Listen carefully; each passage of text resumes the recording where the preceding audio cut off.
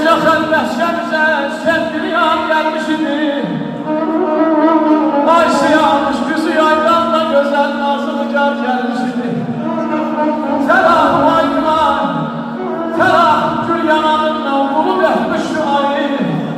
Onun düşmenli konu kalbi var gelmişidi. Ay gelip etmeklerini söyleme istersen yar.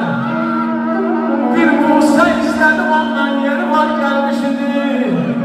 Ağlayıp eyledi o yar, gözyaşı yandırdı beni.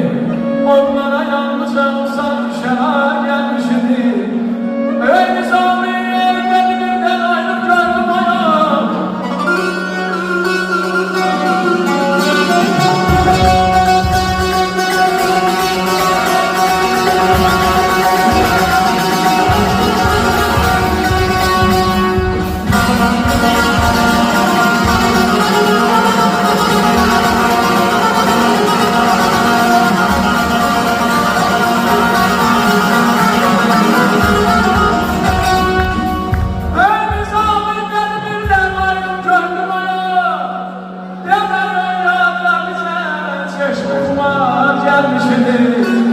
Esine yüreğimle, güçle cürüm maşallah zamanlarım dileğimle.